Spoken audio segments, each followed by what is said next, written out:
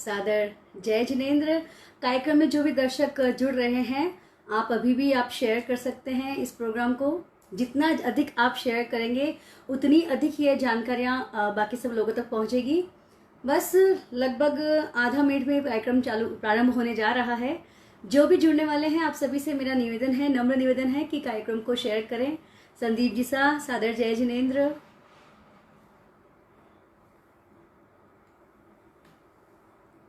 सभी जुड़ने वालों का सादर जय जिनेंद्र। और आज जो बातें चलेगी वह आगम से रिलेटेड बातें चलेगी। जैसे आप सभी को विदित है कि सिद्धांत विधि के बारे में आज हम बात करेंगे। बस तो संगीता जी सुराना जय जिनेंद्र। लाइव में जुड़ने वाले सभी लोगों का मैं हार्दिक आभार व्यक्त करती हूँ। सादर जय जिनेंद्र। विशाल जी जय जिनेंद्र। सुधीर कुमार जी जय जिनेंद्र। प्रकाश भाई जी मरलेचा जय Jinendra. Janak ji Kataria, Gautam Chand ji Samdariya, Kailash Chand ji Goyal, thank you uncle जी जुड़ने के लिए। तो राजेश सेठिया जय जिनेंद्र सा, जय जिनेंद्र। चलिए कार्यक्रम की शुरुआत करते हैं। आज का जो विषय है गोचरी पार्ट 2। जानेंगे गोचरी के बारे में, उसकी सैद्धांतिक विधि के बारे में कि गोचरी के जो नियम हैं, उपनियम हैं, उन सभी बातों के बारे में आज हम जानकारी प्राप्त करेंगे। तो चलिए स्टार्ट करते हैं आज की क्लास। राखो हृदय में मंगल वीत राग भावना, अपनो कल्याण करसी अपनी साधना, मंगल वीत राग भावना, जागे भीतर में शक्ति वर्धमान जू, भक्ति हनुमान जू, विरक्ति भरत महान जू, मुक्ति जम्बु प्रधान जू, मंगल वीत राग भावना, राखो हृदय में मंगल वीत राग भावना, अपनो कल्याण करसी अपनी साधना, मंगल वीत राग भावना। वैराग्य वृत्ति से परिपूर्ण महामना आचार्य श्री भिक्षु के चरणों में शत शत वंदन। उत्कृष्ट वैरागी परम पूज्य आचार्य श्री महाश्रमण जी के चरणों में मेरा शत शत वंदन। वंदनीय संघ महानिर्देशिका साध्वी प्रमुखा श्री जी के चरणों में मेरा शत शत वंदन।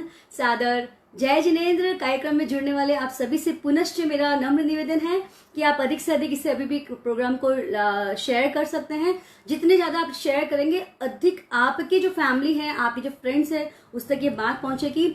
आज जो जानकारी आपको इस कार्यक्रम के माध्यम से दी जाने वाली है वह आगमिक जानकारियां हैं, यानी कि जिसे हम सैद्धांतिक जानकारी भी बोल सकते हैं कि सैद्धांतिक विधि क्या है गोचरी की। देखिए आज बहुत नए शब्दों से आप परिचित होंगे, ठीक है। अगर आप कार्यक्रम को थोड़ी देर बाद भी ज्वाइन करते हैं या लास्ट में ज्वाइन करते हैं तो पुनः जरूर सुनिएगा, क्योंकि वह शब्द रिपीट होने वाले हैं। तो बस यही बात कहना चाहती हूँ कि आज आपके लाइफ में OMG वाले मोमेंट गोचरी को लेकर अवश्य आएंगे कि अच्छा ऐसा होता है, हमें तो ये पता ही नहीं था, या यह शब्द को ऐसे बोला जाता है, हमें तो पता था लेकिन इसका आगमिक शब्द यह है। बहुत सारी नई जानकारियां, बहुत सारी मैं बोल सकती हूँ डिफरेंट जानकारियों से सरोबार या से उससे लबालब आज का कार्यक्रम होने जा रहा है। आप सभी की उपस्थिति में अनिवार्य मानती हूँ, क्योंकि आगमिक बातें हैं तो जानना अपेक्षित है, और आगम की बातें हम जितना जानेंगे उतनी ही हमारी विशुद्धि होती है, हमारे ज्ञान की विशुद्धि होती है, दर्शन की विशुद्धि होती है। तो चलिए, कम से कम चारित्र का पालन ना कर भी सके तो कम से कम ज्ञान और दर्शन का तो विशुद्धि हमें अच्छे से करनी ही चाहिए। तो चलिए चलते हैं आज की क्लास की तरफ। आज हम जानेंगे सुपात्र दान की सैद्धांतिक विधि। देखिए, जितना कार्य यानी कि जितना महत्वपूर्ण कार्य होता है उसकी विधि भी उतनी ही महत्वपूर्ण होती है। बिना विधि के कोई भी कार्य अति महत्वपूर्ण नहीं हो सकता। ओके, तो सुपात्र दान विधि जहां पे हम सिर्फ तुच्छ सी चीज, तुच्छ सी वस्तु बहरा कर बहुत अनंत आध्यात्मिक संपदा के हम धारक बन जाते हैं, जैसे कि कल की क्लास में मैंने बताया था। तो फिर उसकी विधि भी तो स्पेशल होनी चाहिए। जब जो चीज आपको बहुत सुपर स्पेशल चीज दे रही है तो उसकी विधि भी बट ऑब्वियस है कि स्पेशल ही होनी चाहिए। जैसे एक हीरे का व्यापारी, ओके, हम एग्जाम्पल भी साथ में देने का मैंने भरपूर प्रयास किया है।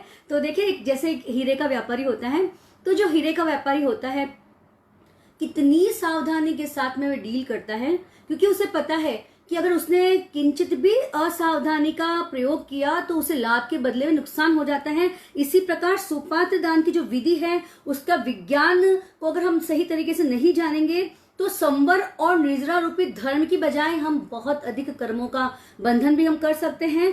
इसलिए दान की सम्यक विधि और शुद्धता को जानना बेहद अपेक्षित है। यदि आप जैन धर्म के अनुयायी हैं तो वाकई में बहुत अपेक्षित है इन सभी बातों के बारे में जानकारी प्राप्त करना।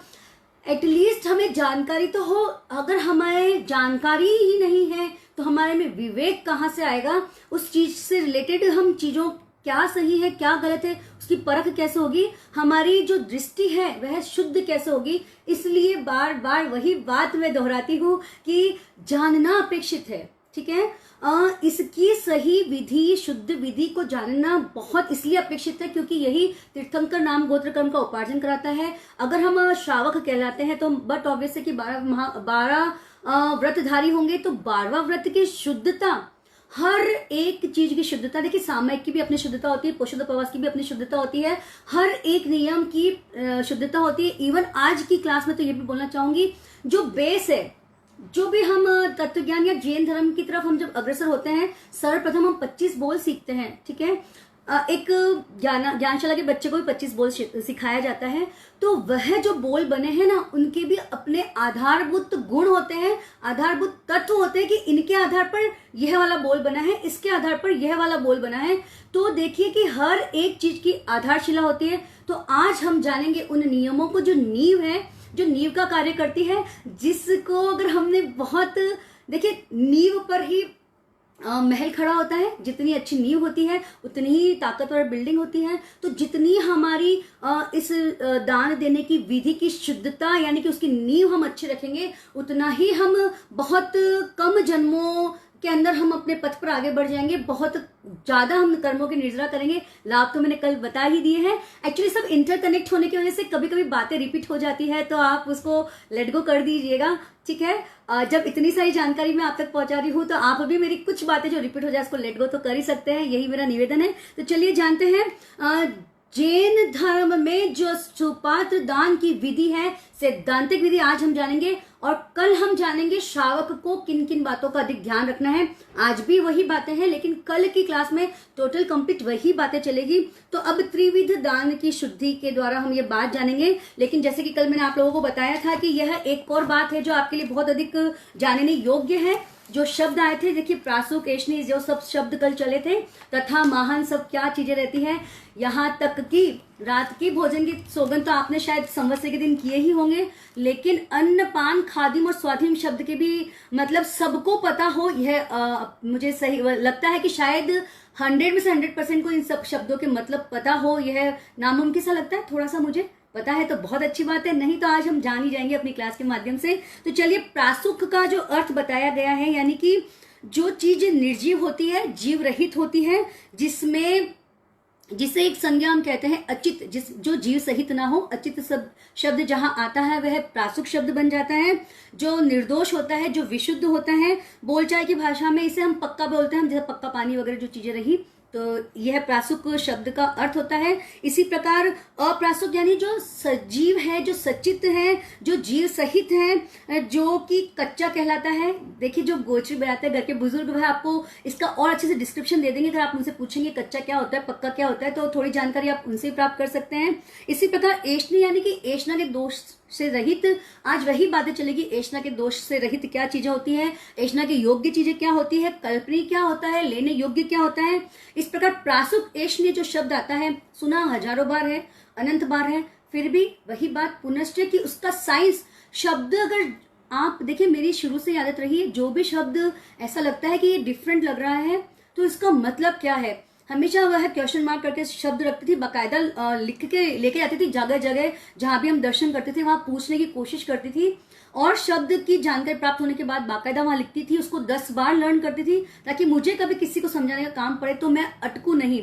ठीक है, प्रासुक का समझ में आ गया अर्थ, एष्णे का अर्थ समझ में आ गया आपको। इसी प्रकार देखिए ऐष्णा जो शब्द बना है वह बहुत गहरा शब्द है, कोई साधारण शब्द नहीं है कि इतना सा जाना और अपन ने इसके बारे में जान लिया। उसके बारे में पूरी विधि मैं आपको बताने वाली हूँ। इसी के साथ में 3 शब्द गवेषणा, ग्रहणेषणा और परिभोगेषणा, यानी कि शुद्धाशुद्ध होने का पता करना। एक साधु को ये चीज पता होनी चाहिए कि यह मेरे लिए ऐष्णी यानी कि यह चीज शुद्ध है या मेरे लिए अशुद्ध है, इसकी जानकारी करना, तत्पश्चात उस चीज को ग्रहण करना, और उसे हम ग्रहणेषणा कहते हैं। और परिभोगेषणा का अर्थ होता है कि उसे खाना, यानी खाने के अंदर उसका काम लेना। इसी प्रकार अनेष्णीय उसका अपोजिट होगा कि ऐष्णा के अयोग्य अकल्पनीय जो आहार होते हैं उसे हम अनेष्णीय कहते हैं। इसी प्रकार देखिए तथा रूप, हमने प्रासुक ऐष्ण्य समझ लिया, अनेष्णीय समझ लिया, ऐष्ण्य की बातें अभी थोड़ी देर में आने वाली है आपके सामने। साथ ही अब जो होता है तथा रूप महान, यह शब्द मैंने कल आपको बोला था, ये शब्द आपके दिमाग में फिट करिएगा कि कल मैं इसका जवाब देने वाली हूँ। तथा रूप यानी कि जीवनचर्या के अनुरूप वेश धारण करने वाला। अगर आज जो भी लाइव सुन रहे हैं उसमें से अगर मुनि वस्त्र के रूप में अपने वस्त्र धारण कर ले तो क्या आप भिक्षा की पात्र उठाए, आपको भिक्षा मिल सकती है? संभव नहीं लगता है। तो देखिए कि आपके जो फैमिली मेंबर्स, जो देखिए शावक की प्रतिमा बहुत अच्छा सब्जेक्ट है, वह भी बहुत कम लोग हैं जो शावक की 11 प्रतिमा को कंप्लीट करते हैं, तो वह भी बहुत अच्छा सब्जेक्ट है। कभी हम बात करेंगे इसके बारे में कि अगर धर्म में आगे बढ़ना है तो और कौन कौन सी सीढ़ियां हैं जिस पर आप चढ़ सकते हैं, वह बात की बात रह गई। आज तो जो है जीवनचर्या के अनुरूप जो वेश धारण करता है उसे हम तथा रूप कहते हैं। जैसे कि मुनि का वेश हो गया, कोई भी मुनि को देख के मन में एक सहज भाव आ जाता है कि इन्हें क्या अपेक्षा है, इन्हें क्या जरूरत है, एक भाव आना स्वाभाविक है, ठीक है। वही भाव देखिए आपको कितने आपके कर्मों की निजरा कर देता है।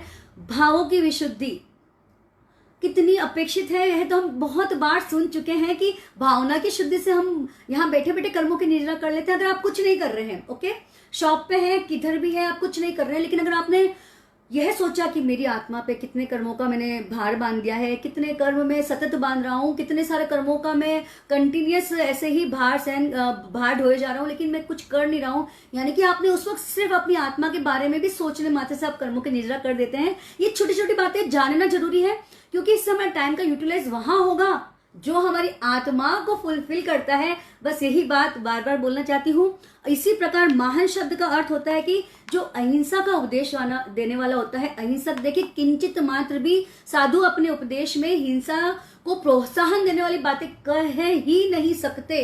तो तथा रूप हो गया, महान शब्द हो गया। इसी प्रकार अशन यानी कि वह चीज जिससे आपकी भूख शांत हो, जिससे पेट भरकर खाया जा सके, ओके, यानी अन्न हुआ, दालें हुई, यह सभी चीज। अगर आप लिक्विड डाइट पे हैं, डाइट की बात यहाँ नहीं है, लेकिन रूटीन में जब से आप पैदा हुए तब से अब तक ऐसी कौन सी चीज है अगर गौर किया जाए जिससे आपकी भूख शांत हुई, तो वह है अनाज।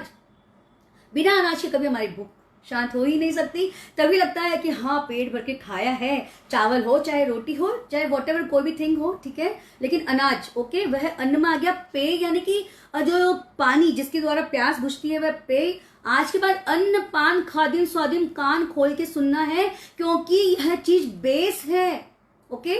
तो अन्न का मतलब समझ में आ गया, पान का मतलब समझ में आ गया, खादिम का मतलब यह होता है कि फल मेवा मिठाई जो इसके अंतर्गत आता है, और स्वादिम का मतलब होता है लौंग इलायची मुखवास टाइप की जितनी भी प्रकार की चीजें होती है वह स्वादिम होती है। परिहार्य शब्द भी हमारी क्लास में बीच में आने वाला है, तो वह शब्द मैं आपको समझाना चाहती हूँ। इसका अर्थ यह होता है कि जो वस्तु, ऐसी वस्तुएं जो साधु संतों द्वारा स्वीकार की जाती है, जो पुनश्च आपको दी जा सकती है, वह शब्द जिसके लिए उपयोग आता है, यानी वह वस्तु के लिए जो शब्द उपयोग आता है वह परिहार्य होता है। इसमें देखिए प्लास्टिक के पात्र हुए, औषधि हुई, पुस्तकें हुए, मकान हुए, पट हुए, आदि सब बातें आपसे परिहार्य के तौर पर ली जा सकती है, पुनश्च आपको दी जा सकती है। इसी प्रकार जो अप्रतिहारिक होता है, यानी कि जो चीज आप पुनश्च नहीं ले सकते हैं, अगर आपने दान दे दिया, आहार का जो भी दान दे दिया है वह आप पुनश्च नहीं प्राप्त कर सकते, उसे हम अप्रतिहारिक बोलते हैं।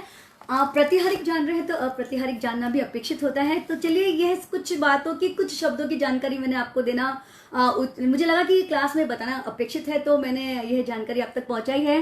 तो देखिए राकेश जी सा मेहता, जय जिनेन्द्र, सभी जुड़ने वालों का सादर जय जिनेन्द्र। तेरापंथ युवक परिषद चेन्नई जिन्होंने मुझे ये मौका दिया है, आप सभी का जय जिनेन्द्र।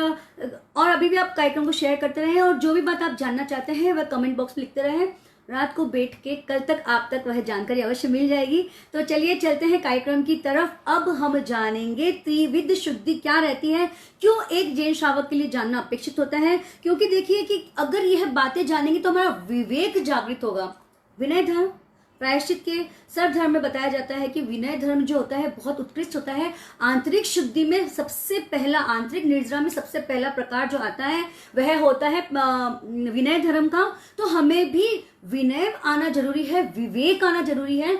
कैसे, क्या चीज, त्रिविध शुद्धि, यह शब्द क्यों बना, यानी कि दाता की शुद्धि, पात्र की शुद्धि, साथ ही जो ग्रहण करने वाला है वह विशुद्ध।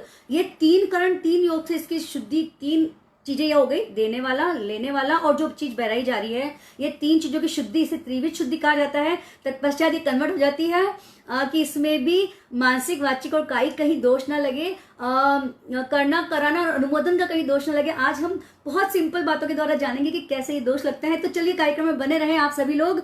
तो चलिए त्रिविध शुद्धि मैंने बताई आपको। अब देह शुद्धि। ओके, देह शुद्धि का अर्थ होता है कि जो दी जाने वाली वस्तु है वह प्राश्विक और ऐष्णीय होना उसका, और इसे ही हम सूस्ती वस्तु कहते हैं। साथ ही वस्तु के निर्माण में उसे देने के क्रम में, देखिए यह बात सबसे ज्यादा महत्वपूर्ण है इस पूरी क्लास, तीन क्लासेस सबसे ज्यादा महत्वपूर्ण ये बात है कि मानसिक चिंतन करते हुए कोई भी प्रकार की जीव की विराधना साधु को सोचते हुए ना की जाए। यह आधा कर्म दोष है। आज कुछ काफी हद तक क्लास समझने की 50% इस पे ही चलने वाली है। लेकिन देह शुद्धि यानी कि वस्तु के निर्माण में, उसके देने के क्रम में साधु के निमित्त किसी प्रकार की हिंसा न हो, इस बात का आप खास ख्याल रखें। और वही बात है, खाना बनाते वक्त ध्यान रखें, खाना बनाते वक्त साधु को कभी याद नहीं करना है। देखिए मैं आपसे एक बात पूछना चाहती हूँ, जितने भी लोग लाइव में जुड़े हुए हैं, क्या आपके घर में ऐसा होता है कि जिस दिन कोचरी हो उस दिन खाना बनेगा? जी नहीं, खाना तो सहज रूप में हमारे घर में बनता ही है। तो हमने क्यों वह परंपरा अपना ली है? उस परंपरा को हमें कहीं ना कहीं ब्रेक लगाना है, कहीं ना कहीं तोड़ना है कि साधु के निमित्त आहार ना बने। अगर आपने यह क्लास सुनकर, ये बातें सुनकर अगर इस पर अमल कर लिया तो वाकई में बोल रही हूँ कि आप शुद्ध दान के धारक बन जाएंगे। आपके जीवन में वह विवेक उतर जाएगा।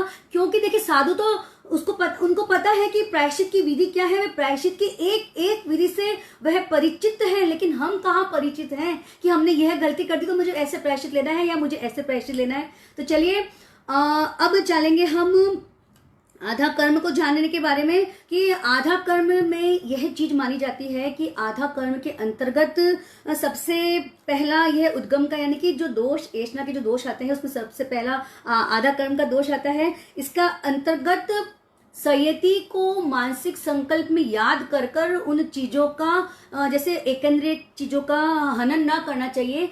ऐसा करने से आधा कर्म का दोष लगता है, जिसे हम शब्द रूप में आधा कर्म कहते हैं। यानी कि अशन पान खादिम स्वादिम, इन किसी भी प्रकार का आरंभ समारंभ साधु को सोचते हुए नहीं करना चाहिए। ये बात का अपेक्षित यानी अपेक्षा बेस से दिल में बिठा लीजिए इस बात को कि यह बात तो हमें हमारे लिए आज से करनी है। खाना तो बन ही रहा है, ओके, और खाना जो बन रहा है उसमें घर के लोग भरपेट खाना खा रहे हैं, तो कैसे गोचरी का विवेक होना चाहिए, सबसे पहले हमको यह जानना अपेक्षित है।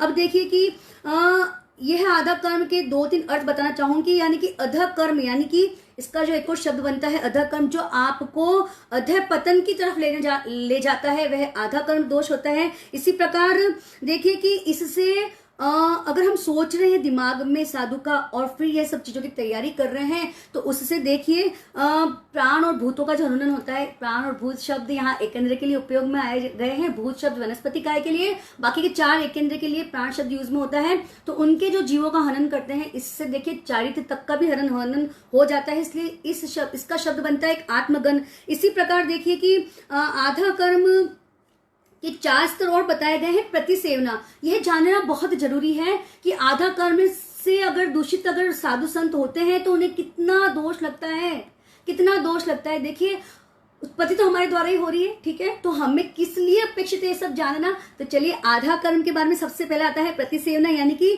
दूसरे साधु द्वारा लाए गए, जैसे मैं तो नहीं गई किसी के यहाँ गोचरी, सॉरी मैं इट मीन्स साधु के बारे में बता रही हूँ, वह साधु स्वयं तो नहीं जा रहा है, लेकिन जो लेके आ रहा है उसके बारे में यह सोचना कि मुझे तो इसका दोष लगेगा ही नहीं, क्योंकि आधा कर्म जो यह गोचरी का भाग है, वह लाने वाला तो दूसरा साधु है, ऐसे साधु को भी दोष लगता है। इसे हम प्रतिसेवना दोष कहते हैं। देखिए कि एक बार एक गांव के अंदर बहुत सारे डाकू थे, वह पास के गांव में गए और वहां से गायें चुरा के लेके आए। ठीक है, जब रास्ते में आ रहे थे तब उन्हें और डाकू मिल गए और डाकू भी उनके साथ हो गए। और जब वे अपने गांव के पास आए तो क्या होता है, इंसान रिलैक्स हो जाता है, चलो भाई अब आज तो हमारी चोरी सफल हो गई। गांव के पास आते आते उन्हें कुछ वणिक यानी कुछ व्यापारी लोग मिल गए, तो ये सब साथ में हो गए। शाम का टाइम हो गया, खाने का टाइम हो गया, तो उन्होंने गाय के मांस को पकाया, ठीक है, और खाना खाना प्रारंभ किया। तभी उस गांव के जहां से चुरा के लाए थे वहां के राजपुरुष आ गए। इसके बीच में क्या होता है कि जो ये पथिक होते हैं ना, जो पथिक यानी वणिक, जो व्यापारी लोग इनके साथ में आए, उनमें से कुछ लोगों के सोगन थे कि हम मांस का भक्षण नहीं करेंगे। तो उन लोगों ने क्या किया कि उनको पुरुषना चालू कर दिया। खा नहीं रहे हैं, खुद के कसम है, लेकिन उन्होंने सर्व करना चालू कर दिया कि चलो आप सब बैठ जाओ, हम खिला देंगे आपको। तो वे जो राजपुरुष आए उन्होंने उन वणिकों को भी पकड़ लिया और उन डाकुओं को भी पकड़ लिया, और वह राजा जो था उसने उन सबको प्राणदंड दे दिया। तब जब वणिकों ने बोला कि हम तो सिर्फ पुरुष रहे थे, तो उन्होंने बोला यह भी तो जघन्य कृत्य है कि जो जघन्य कृत्य कर रहा है उनके साथ तुम ऐड हो रहे हो। इसी प्रकार प्रतिसेवना दोष रहता है कि स्वयं ना करे लेकिन जो लाया है उसको अच्छा समझे। उसी प्रकार प्रतिश्रवण दोष यानी कि सुनना, सिर्फ सुनने मात्र से वह आधा कर्म के दोष की बात को सुनता है, मौन रहता है, उसका प्रतिकार नहीं करता है, वैसे साधु भी दोष का भागी होता है। सिर्फ इसी प्रकार जैसे देखिए कितनी बार राजा जो होता है उसके बेटे को लगता है कि अभी तक तो मेरे पिताजी जिंदा है, पता नहीं मुझे कब राजपाट मिलेगा, कब मुझे यह सब चीज मिलेगी। ऐसा ही सोचकर देखिए कि विजित समर नाम का जो राजकुमार था, उनके पिताजी का नाम था महाबल नाम का राजा था। तो महाबल राजा के पुत्र ने यह एक पूरी षड्यंत्र रचा कि चलो किसी न किसी बहाने से हम राजा को मार देते हैं ताकि पूरा राजपाट मुझे मिल जाए। यह बात कुछ सैनिकों ने उसे हाँ बोला, कुछ सैनिकों ने बोला कि हम मौन स्वरूप हाँ बोल दे कि हाँ हम तुम्हारे साथ हैं, तुमको जैसा करना है हम तुम्हारे साथ हैं। लेकिन कुछ सैनिक जो थे, जो कि महाबल के फेवर में थे, उन्होंने जाके महाबल को इस बात की जानकारी दे दी कि देखिए कि आपके पीठ पीछे ये सब चीजें चल रही है। तो महाबल ने क्या किया, युवराज पे इतना क्रोध किया, युवराज, उनकी सहमति देने वाले सैनिक और मौन रूप प्रतिरूप हाँ बोलने वाले सैनिक सभी को मौत के घाट उतार दिया। यहाँ कहने का मतलब यह है कि इतने ज्यादा दोष के भागी जो सिर्फ मौन रह के आधा कर्म को सेवन को सही मानते हैं, उनके लिए वह कितना बड़े दोष का भागी बनते हैं। उसी प्रकार संवासन यानी कि कुछ बातें 2 मिनट के लिए आप सुन लीजिए, क्योंकि उसके बाद में जो हम जानते हैं वह चीजें आने वाली है, लेकिन जो आगमोतक बातें हैं वह हमें जानना ना बहुत अपेक्षित है, जिससे हम भी, हमारी आत्मा भी कंपायमान होती है, हमारा विवेक जागृत होता है कि अच्छा ऐसा करने से ऐसे दोष लगता है, ऐसा करने से ऐसे दोष लगता है। यदि हम दोषों के बारे में ही नहीं जानेंगे तो हमारी आत्मा शुद्धि की तरफ कैसे आगे बढ़ेगी। तो चलिए, यह आधा कर्म दोष का तीसरा स्तर है जिसे संवासन कहा जाता है। इसके अंतर्गत क्या होता है कि जो आधा कर्म भोजन का उपभोग करने वाले मुनियों के साथ में रहता भी है तो भी दोष का भागी होता है। देखिए कि साथ में रहने से कहीं ना कहीं उसके मन प्रभावित हो जाता है, उसकी गंध के द्वारा उसका मन प्रभावित हो जाता है। रुक्ष वृत्ति से परिचर्या करने वाला साधु यानी कि जो अपनी आत्मा को एक परफेक्ट फॉर्मेट में भावित कर रहा है कि मुझे कभी भी ऐसी चीजों का उपभोग नहीं करना है। लेकिन देखिए खुशबू जब अच्छी आती है तो मन भी ललचा जाता है, कोई बड़ी बात नहीं है, वहां भी वह छदमस्त है। तो वृक्षवृत्ति की परिचर्या करने वाले साधु को भी इसका दोष लग सकता है। इस अपेक्षा से आधा कर्म को मनाही की गई है। इसी प्रकार देखिए अनुमोदना, जो आधा कर्म दोष न तो करता है, न लाता है, न मौन द्वारा प्रतिकार करता है, लेकिन यह सोचता है कि ये देखिए कितना महान ये साधु है जिसे ऋतु के अनुसार स्निग्ध, स्वादिष्ट और पर्याप्त आहार से सम्मान प्राप्त हो रहा है। क्योंकि देखिए बहुत सारे श्रावक लोग ऐसे रहते हैं जो बहुत ज्यादा भावनाओं के साथ में बहकर गोष्ठी का दान देते हैं, क्योंकि उन्हें यही पता है कि जितनी ज्यादा डीप भावना में डालूंगा या जितनी ज्यादा भावना के द्वारा मैं आहार बहराऊंगा तो मेरे को बहुत अधिक कर्मों की निर्जरा होगी। यह बात फैक्ट है, लेकिन किस तरह का आहार बहनाने से वैसी निर्जरा होती है यह भी जानना हमारे लिए अति अपेक्षित है। जो बातें मैंने आपको बताई है, जो बातें आप आने वाली है। तो चलिए, अब यह जो अनुमोदना करता है, अगुणों की प्रशंसा करता है, ऐसा मुनि भी आधा कर्म का उपयोग न करने पर भी अनुमोदना के द्वारा वह उस दोष को प्राप्त करता है। तो चलिए जानते हैं थोड़ी और बातें के बारे में, और उसके बाद में जो हमारी बातें, जो रोजमर्रा की बातें हैं, वही बातें आने वाली हैं। और साथ ही विशाल जी, अमिता जी बरारिया, पद्मा, संतोष जी और कार्यक्रम में लाइव में जुड़ने वाले सभी लोगों का तहे दिल से हार्दिक आभार। और अभी भी आप शेयर कर सकते हैं। इसी प्रकार देखिए कि आधा कर्म दोष का सेवन करने से क्या होता है कि इसे सबसे ज्यादा अधिक सावध्य माना गया है। क्योंकि देखिए, जब भगवान महावीर स्वामी स्वयं फरमाते हैं कि आचार्य सूत्र में ये बात आती है कि सब प्रकार के कर्म बंधन का कारण माना है आधा कर्म दोष सेवन को, तो हमें कितनी ज्यादा जागरूकता रखना अपेक्षित है। आप इसी बात से समझ सकते हैं कि देखिए कि हमें कितना ज्यादा अपेक्षित है कि मानसिक संकल्प करके कभी भी हम किसी साधु के लिए आहार ना बनाएं। स्वतः घर में खाना बनता है तो हमारा विवेक जागृत रहे कि किस टाइप से हमें खाना बनाना है। उसी प्रकार देखिए कि पिंड निरुक्ति में 4 बातें आती है, आज्ञा भंग, अनवस्था, मिथ्यात्व और विराधना। बस यही बात समाप्त करके दूसरी बात की तरफ मैं बढ़ना चाहूंगी, जो सेकंड ऐष्णा का दोष आता है। तो अब देखिए कि आज्ञा भंग यानी जैन परंपरा में जिन आज्ञा का सर्वोच्च स्थान है, और भगवान महावीर ने तो यहाँ तक कहा है अणाए मामगम धम्मम, यानी कि आज्ञा पालन में ही धर्म है, आज्ञा पालन में ही, मेरी आज्ञा पालन में ही धर्म है। तीर्थंकर कभी भी मैं ऐसा कहता हूँ इसी बात का ही प्रयोग करता है, कभी इसी बात का ही प्रयोग करते हैं, कभी ऐसा नहीं कहता है उन्होंने मुझे ऐसा कहा। जैसे मैं तो हर बात बोलती हूँ कि इन्होंने ऐसा कहा, ये यहाँ से ली गई बात है, ये यहाँ से ली गई बात है, लेकिन तीर्थंकर कभी भी ऐसे किसी बात का प्रयोग नहीं करते, क्योंकि वे स्वतः देखते हैं, केवल ज्ञान की धारक है, स्वतः देखते हैं, इसलिए मैं ऐसा कहता हूँ इसी बात का वे प्रयोग करते हैं। तो वहां यह बात आई कि जो सभी तीर्थंकरों ने आधा कर्म को आज्ञा में दिया ही नहीं है, तो जो आधा कर्म दोष का सेवन करता है तो वह सभी तीर्थंकरों की आज्ञा का अतिक्रमण करता है। और देखिए, जो सब तीर्थंकर की इस आज्ञा का अतिक्रमण करता है तो शेष अनुष्ठानों का कैसे वह पालन करेगा।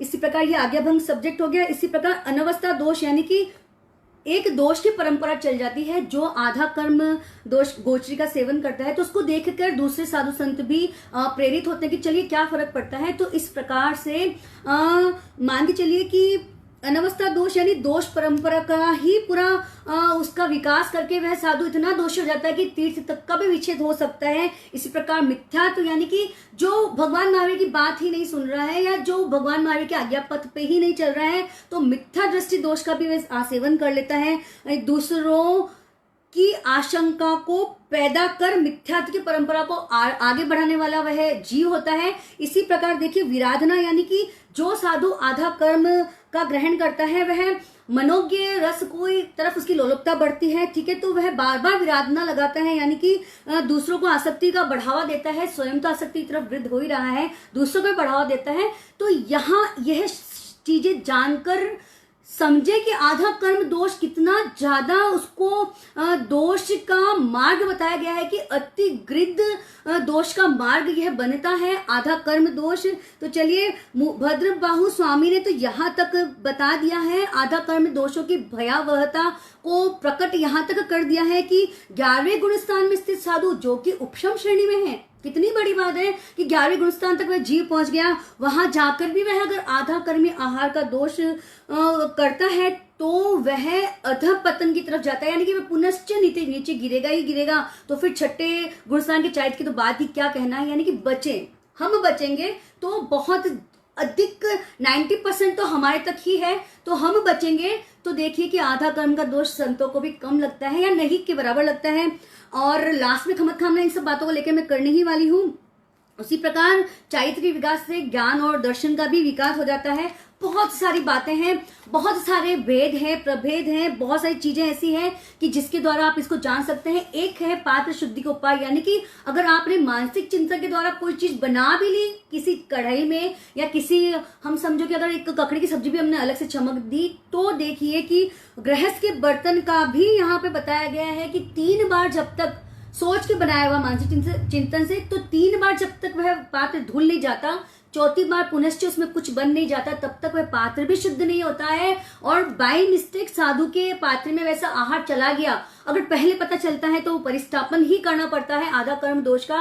और अगर खाने के पश्चात पता चल गया कि हाँ मैंने आधा कर्म द्वारा लाया गया खाना मैंने खा लिया तो एक तेले का, कितनी बार आप साधु संतों को देखते होंगे तेला करते होंगे, कुछ करते होंगे, कुछ करते होंगे, आपकी धारणा ही नहीं जाती कि क्या ये प्रायश्चित स्वरूप कर रहे हैं या यह स्वतः ही तेला कर रहे हैं। वह आत्मा तो अपना कल्याण कर लेगी, लेकिन उनके बारे में कितनी बार तो ऐसा होता है कि साधु संतानों गांव में चतुर्मास से आने से पहले ही उनकी गोची को लेकर बहुत बातें बन जाती है, बहुत बातें कर लेते हैं। प्लीज स्टॉप इट, बिल्कुल नहीं करेंगे।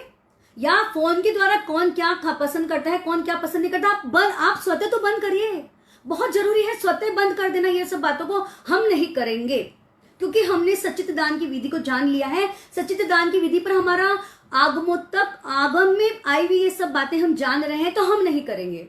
हम जो सहज रूप में बन रहा है हम उसका आहार दान देंगे, या अपने विवेक का, आज मैं बातों में विवेक बातें भी बताऊंगी कि आप कैसे विवेक रखें। तो चलिए उन सब बातों की तरफ हमारी आज की क्लास अब रनिंग होने ही वाली है। तो इसी प्रकार देखिए कि 3 बार साधु की पात्री जब तक साफ नहीं करते स्वतः साधु, तब तक वह आधा कर्म दोष से मुक्त, उनकी पात्री भी नहीं होती है। और इसी प्रकार देखिए कि जो विवेक की बात मैं बता रही थी वह ऐसे जाना जाता है कि देखिए साधु पूछता है कि द्रव्य यानी कि कौन से क्षेत्र में कौन सी चीज मिलना अपेक्षित है, यह जानकर वह शुद्ध और अशुद्ध का पता लगाते हैं। इसी प्रकार यह परिवार छोटा है तो उसमें इतनी सारी चीजें क्यों बनी, यह बात का पता करके कितनी बार होता है कि जिसको बहराने की हमारे मन में तीव्र इच्छा होती है ना, इसका तो व्रत निपटना ही चाहिए, लेकिन वह व्रत निपटता ही नहीं है क्योंकि साधु को पता है कि यह चीज अशुद्ध है, यह शायद कहीं ना कहीं हमारा स्मरण करके चीज बनाई गई है। तो देखिए बहुत बार साधु मना कर देते हैं, हमारा जीव भी कटता है कि क्यों नहीं बह रहा है, क्यों नहीं ले रहा है, क्यों नहीं ले रहा है,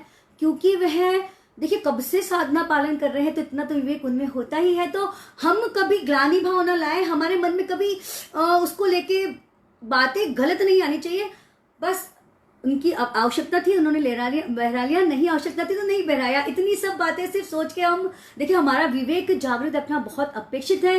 बातें बहुत छोटी है लेकिन जानने योग्य है। इसी प्रकार देखिए देश यानी कि यहाँ पर जैसे चेन्नई की बात चल रही है, चेन्नई पेज पे मैं आज आ रही हूँ, वहां चावल मिलना स्वाभाविक है, तो वहां अगर चावल का दान दिया जा रहा है तो कोई बड़ी बात नहीं। वैसे ही पंजाब या राजस्थान में मक्की का दान दिया जा रहा है तो कोई बात नहीं, लेकिन ऐसी चीजें जो वहां पैदा ही नहीं होती, वह चीज कहीं और से लाके बहरे जाती, तो भी शुद्ध अशुद्धता की बात साधु समझ जाते हैं, आधा कर्म के दोष की बात। उसी प्रकार भाव यानी कि जब साधु बोलते हैं कि यह चीज किस लिए बनाई तुमने, ठीक है, तो बहुत बार घर के सदस्य आपस में एक दूसरे को देख के स्माइल कर देते हैं या शर्म महसूस कर लेते हैं, तभी वह हाव भाव साधु जान जाते हैं। और कितनी बार हमको लगता है कि बस हम बहरा ही देंगे, लेकिन मना कर देते हैं और चले जाते हैं या पधार जाते हैं या दूसरी किसी चीज का व्रत निपटा लेते हैं। तो देखिए विवेक तो वहां है ही है, तो हमें अपने विवेक को जागृत करना है।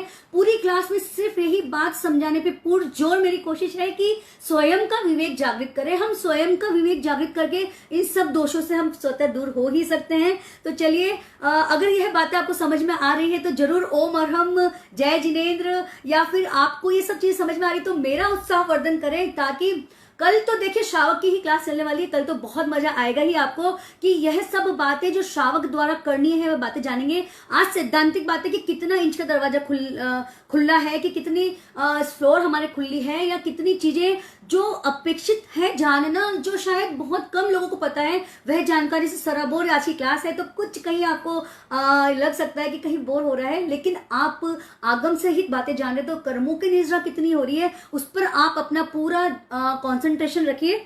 तो चलिए यह बात इतनी ही बताना चाहूंगी। विविध के बहुत सारी बातें आती है इसके अंदर। प्रायश्चित आता है कि देखिए तेले का प्रायश्चित मैंने आपको बता ही चुकी हूँ। इसी प्रकार देखिए कि अब हम चलेंगे बाद, जो मुझे कुछ ही बातें और बोलनी बाकी है इसके अंतर्गत। देखिए यहाँ पर मुख्यतः आधा कर्म के अंदर भगवान की आज्ञा का पालन किया जाता है। अगर पालन ना किया जाए तो दोष लगता है, और अगर व्यवस्थित ध्यान रखा जाए, बाई मिस्टेक चीज आती जाती तो मैंने बताई है कि प्रायश्चित के द्वारा वे शुद्ध हो जाते हैं। तो हमें बिल्कुल बात नहीं करना है, ये बात भी मैंने बता चुकी हूँ, बार बार इसलिए बताती हूँ कि क्लियर होती रहे, हमारी दृष्टि क्लियर होती रहे, हमारी दृष्टि में वह बातें ना बैठ जाए। इसी प्रकार देखिए कि आधा कर्म को ग्रहण करने से अध्यवसाय अशुभ होते हैं।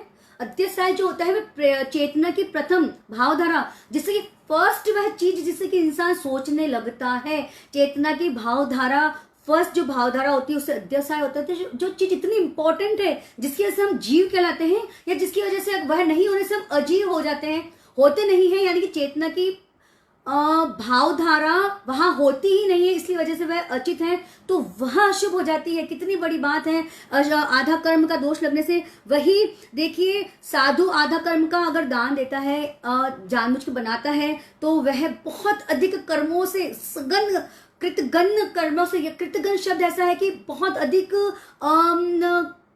बहुत बुरे, सिंपल भाषा में बहुत बुरे कर्मों का वह बंधन कर लेता है। तो हमें बचना चाहिए। इस प्रकार देखिए, कभी साधु गोष्ठी आ जाते हैं, तो अगर कहीं शादी में जाना होता है, एक थोड़ा सा एग्जाम्पल देना चाहूंगी कि हमें किस प्रकार से हम विवेक रख सकते हैं। तो दरवाजे पे ही लोग बोल देते हैं कि आज तो हमें बाहर खाना खाने जाना है, तो आज व्रत नहीं निभा सकते हैं, तो साधु पधार जाते हैं। ऐसा तो बहुत कम होता है, एक एग्जाम्पल के तौर पे बता रही हूँ। और अगर कहीं हमको जाना है और साधु पधार गए और साधु ने पूछ लिया कि भाई आज तो भोज है, आपके घर से कोई नहीं जा रहा है क्या, तो बहन ऐसा भी बोल सकती है कि नहीं, जा तो रहे थे लेकिन आप पधारने वाले थे, तो ये आपके निमित्त ही बनाया गया है, तो क्या साधु गोष्ठी लेंगे? जी नहीं।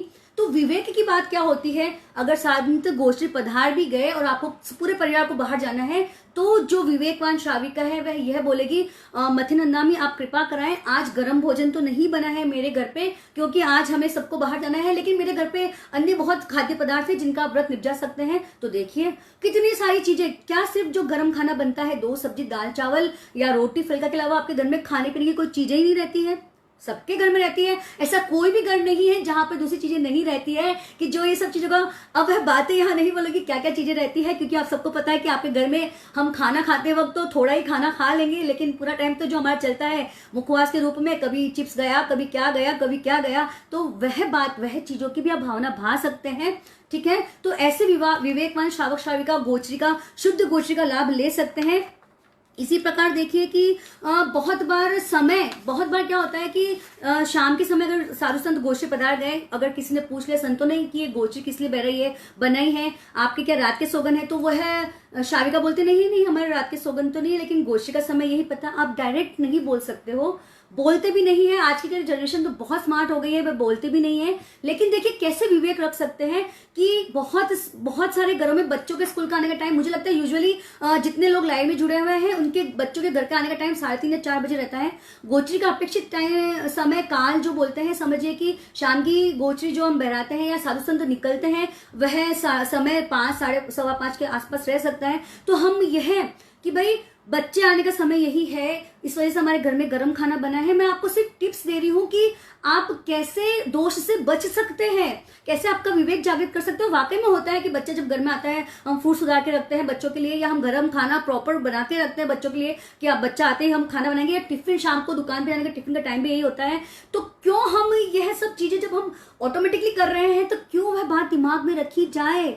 निकाल दीजिए, सच्ची निकाल दीजिएगा कि बिल्कुल भी यह बात सोच के हमें गोचरी बनानी नहीं है। यार गोचरी बनाने का जैसा शब्द का प्रयोग करना, कितना बड़ा कर्मों का उपार्जन हम कर रहे हैं, अर्जन हम कर रहे हैं, कितने ज्यादा कर्मों को हमारी आत्मा में हम डाल दे रहे हैं अकारण ही। हमारे पास बहुत सारे रास्ते हैं। विवेक रखकर बिल्कुल भी चिंतन नहीं करना कि आज गोचरी है, जो सहज में बन रहा है, जो बन रहा है वह बन रहा है, दैट्स इट। और वेराइटी ऑफ फूड तो हम वैसे भी बनाते हैं, जब गांव में साधु संत ना रहे हम वेराइटी ऑफ फूड तो वैसे बनाते हैं। तो हमें बहुत अपेक्षित विवेक के साथ में इस चीज को करने का।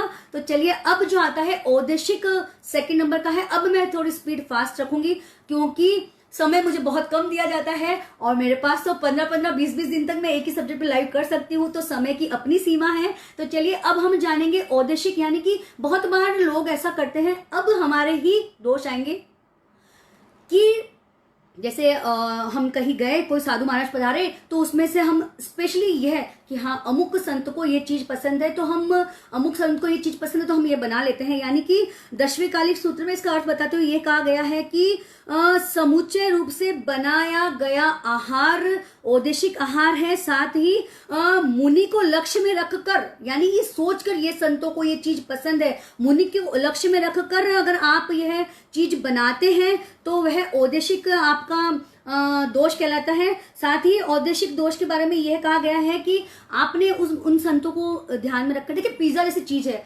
हमारे घर में बच्चे कितना पिज्जा खाते हैं, ठीक है, हम बनाते भी हैं, क्या चतुर्मास में बनाना बंद कर देते हैं? जी नहीं, हम चतुर्मास में भले आलू प्याज के सोगन हो, जमीकंद के सोगन हो, फिर भी हम वेज पिज्जा जैसे बिना जमीकंद के भी हम पिज्जा बनाते हैं बच्चों के लिए। तो क्यों साधु का भाव मन में लाए? इससे क्या होता है कि जब आप वह चीज बनाते हुए साधु के बारे में सोचते हैं ना, तो जितने जीवों की हिंसा आप करते हैं ना, वह पाप अकारण ही देखिए साधु संतों को भी लग जाता है। तो कितना गलत काम हम कर रहे हैं, बिल्कुल मत सोचना बंद कर दीजिए। बस मेरे तो बहुत बोलते बोलते ग्लानि आ जाती कि जब मैं खुद सीख रही थी तो सच्ची बहुत बार मन में लगता है कि हमें ये काम ये करनी है, नहीं तो नहीं करना है, करनी तो बहुत सारी चीजें हैं, तो वह उस पर क्यों ना ध्यान दिया जाए। तो चलिए ठीक है, नेक्स्ट टाइम आप पूरा ध्यान रखेंगे इसके बारे में। और इसी प्रकार देखिए कि बहुत सारी बातें हैं औदेशिक विधि को भी जानने की, कि औदेशिक दोष के अंतर्गत श्रावक अनेक संकल्पों विकल्पों के साथ आहार तैयार करता है और शब्दों को सुनकर उनकी चेष्टाओं को देखकर साधु ये जान भी लेता है। कितनी बार देखिए हम देखते हैं कितने महान हमारे साधु संत हैं कि जब ओवर भावना के साथ कि अगर हमने बना लिया, फिर हम बहुत भावना भाते हैं, बहुत ज्यादा भावना भाव के साधु समझ जाता है कि कहीं ना कहीं ये दोष युक्त भोजन है, बहरा भी नहीं सकते उनको हम कितनी बार, तो फायदा क्या रहा। तो बस अपनी बात को, अपनी सीमाओं को आप ध्यान में रखें ताकि आपको प्रॉब्लम क्रिएट ना हो। और तो बस यही बात मैं इसके बारे में बताना चाहती हूँ। और मिश्र दोष के बारे में बात करूंगी कि देखिए कि मिश्र दोष ऐसा होता है कि गोष्ठी पधारने वाले महाराज तो अब आज तो मुझे ना खाना ज्यादा ही बनाना पड़ेगा, ऐसा भी सोचते हैं, हर कोई सोचता है। लेकिन ध्यान रखिए कि आपके घर में जितने मेंबर हैं, साधु संत गोष्ठी पधारे या न पधारे, कितने ही शाम को खाना बाहर जाता ही है, मेट्स को जाता ही है, ठीक है। सोचना नहीं है तो जो ऐसा सोचे खाना बनाते हैं कि हमें एक्स्ट्रा बनाना पड़ेगा या हमें एक्स्ट्रा बनाना चाहिए, तो उन्हें मिश्र दोष के विभागी होते हैं। यानी कि परिवार एवं निर्धन के निमित्त बनाया गया आहार मिश्र दोष कहलाता है। और स्वयं की सुविधा के अनुसार हम व्यवस्था कर सकते हैं, गृहस्थ व्यवस्था कर सकता है खुद के लिए, खुद के परिवार के लिए एक्स्ट्रा बना सकते हैं। कितनी बार तो मेहमान भी आ जाते हैं तो भी हम एक्स्ट्रा बनाते ही हैं। तो प्लीज बिल्कुल माइंड से क्लियर कर दीजिए, खाना बनाते वक्त याद नहीं करना है, खाना खाते वक्त भूलना नहीं है। ये बात तो स्टैंप है इसकी पूरी, वो बोलते हैं ना सिग्नेचर जो होता है, सिग्नेचर चीज जो होती है कि जिसके द्वारा हम चीज की पहचान करते हैं। तो यही वही बात है कि खाना खाते वक्त याद करें, साधु संतों को भूलना नहीं है, और खाना बनाते वक्त किंचित भी याद करना नहीं है। देखिए एक बार क्या हुआ कि साधु संतों के मार्ग में सेवा करने के लिए एक आदमी पहुंचा, तो उसने बहुत सारा खाना लेके पहुंचा। तो संतों को आश्चर्य हुआ कि भाई जब वो खुद था, उनके हाथ के नीचे 2 नौकर थे, कि जब 3 लोग ही हैं तो इतना खाना लाने की अपेक्षा क्यों हुई। तो उस इंसान ने जो जवाब दिया, देखिए विवेक की बात कह रही हूं मैं यहाँ पे, वह भी मुझे बताना अपेक्षित है। अगर मैं सब चीज से दोष बताऊंगी तो आप बोलेंगे जैसे जी क्या क्लास ले रहे हो आप, इतनी दोष बता रहे हो कि अब कुछ तो बताओ, रास्ता तो बताओ। तो रास्ता बता ही रही हूँ कि जो विवेक होता है वह यह होता है कि उस आदमी ने बोला एक बार मेरे साथ यह हुआ कि मैं खुद के लिमिट ही खाना लेके गया और रास्ते में महाराज से तो मैं रुक गया, तो 3 फुलके में लेके गया। तो अब मैंने बहुत हट मनवार की, तो 1.5 फुलका तो मेरा व्रत निपट गया। इतने में मेरा कोई पहचान का श्रावक वहां आ गया, तो मुझे तो शर्म आ रही थी कि वहां काशिप भी था, वहां वह भी था जो मेरा मित्र था। तो अब 1 फुलका बच्चा मेरे लिए, आधा फुलका, मेरे तो रात के सोगन रहते हैं, तो कैसे मैं बह रहा हूँ, कैसे क्या करूँ। तो देखिए विवेक की बात थी कि मथनंदा में मैं इसलिए अपने साथ पूरी व्यवस्था करके चलता हूँ कि जब आपके दर्शन करने आ रहा हूं तो कोई और भाई भी आपके दर्शन करने आ सकता है, तो मैं उनकी भी हट मनोहार करूं, आपके साथ में काशित रह सकते हैं, मैं उनकी भी हट मनोहार करूं। इस वजह से मैं अपने साथ पूरी व्यवस्था करके चलता हूं। देखिए यह विवेक की बात के अंतर्गत आ जाता है। इसमें आप जब सामान बना रहे हैं तो जो आपके मित्रगण आपके साथ में है, जो सेवक आपके साथ में है, इस प्रकार की हम व्यवस्था करके साथ में चलते हैं, इसलिए हम आहार लेके जाते हैं। और आहार की क्वांटिटी जो चीज आपको लेके जानी है वह चीज आप स्वयं निश्चित कर सकते हैं। लेकिन प्लीज कि साधु अच्छा समझेंगे मैंने इतनी सारी भावना बनाई है या मैंने इतने प्रकार के व्यंजन बनाए हैं, बिल्कुल नहीं। ओके अगर आप क्लास लाइव देख रहे हैं तो बिल्कुल नहीं, आज के बाद बिल्कुल भी नहीं, बिल्कुल मतलब किंचित भी नहीं, क्योंकि आधा कर्म के दोस्त तो मैंने अपनी आधी क्लास उस पर चला दी है। मुझे तो बहुत सारी बातें बतानी है। इसी प्रकार स्थापना यानी कि किसी साधु के लिए निश्चित कर देना। देखिए एक बार एक गांव के अंदर एक सेठ जी थे और बहुत सारे साधु महाराज वहां पधारे हुए थे। हमें भी हो जाता है लगाव छोटे संतों से, तो उससे भी एक ऐसे ही छोटे संत से लगाव हो गया था। तो वह जो छोटे संत थे ना, वे लास्ट में गोष्ठी लेने जाते थे। तो एक बार उनके घर में क्या हुआ कि संदेश बनाया गया। संदेश से सभी परिचित है, मुंह में पानी नहीं लाना है। संदेश की हाँ कल मैं संदेश ही खाऊंगा, ऐसा नहीं करना है क्लास को जानकर। संदेश बनाया गया था, तो उन्होंने क्या किया कि 5 संदेश अलग से रख लिए वो संतों वो सेठ जी ने, कि अगर जब ये छोटे मारा जाएंगे ना उनको मैं अलग से बनाऊंगा, कि सब बड़े बड़े बड़े आते हैं तब तक तो ये चीज का व्रत ही निपट जाता है, छोटे संतों के लिए कुछ रहता ही नहीं। तो आसक्ति उनके मन में आ गई थी। देखिए भावना अलग बात है, आसक्ति आ जाना अलग बात है। जहां आसक्ति है वहां द्वय, वो तो हमारे आज्ञा में ही नहीं है। हम सबको पता है कि अनासक्त जीवन ही आज्ञा में है, आसक्ति वाला जीवन आज्ञा में ही नहीं है। तो जब छोटे संत पधारे तब उन्होंने बोला, वो 5 जो संदेश रखे हुए प्लेट हटा के बोला, मथुनामी इसमें से व्रत निप जाए। तो उन्होंने पूछा कि यह क्यों अलग रखा है? बोले मथुनामी आप देर से पधारते हैं गोचरी, तो मेरे मन में बहुत था कि मैं आपको ये व्रत निप जाऊं। लेकिन वहां छोटे संत भी इतने कमाल के, इतने जागरूक गोचरी को लेके कि ये स्थापना दोष के अंतर्गत आता है, मैं से नहीं ले, मीन्स उन्होंने कुछ बोला नहीं, मन में जान लिया और बिना लिए ही वहां से चले गए। तो ऐसी स्थापना नहीं करनी चाहिए कि अमुक संत को मैं यह चीज ही बहराऊंगा। बहुत दोष लगता है स्थापना से, कि देखिए कि स्थापना दोष के द्वारा जितनी साधु की आयु है उतना दोष लगता है। अगर उन्होंने विसर्जन कर दिया तो बात अलग है, वह चीज नहीं ली तो बात अलग है। स्थापना अगर आपने मन में कर दी और वह साधु लेके चला गया, देशोन न्यून आप शब्द सुनते होंगे। एक साधु की उम्र होती है देशोन न्यून करोड़ पूर्व, तो करोड़ पूर्व की आयु में देशोन न्यून क्यों काटा गया? क्योंकि देशोन न्यून का अर्थ होता है 9 साल। 9 साल की अवस्था में दीक्षा दी जा सकती है, 8 साल की अवस्था में नहीं दी जा सकती है। तो देशोन न्यून का अर्थ भी आप समझिए कि 9 साल से कम दीक्षित साधु, 9 साल से ऊपर ही दीक्षित साधु होता है। तो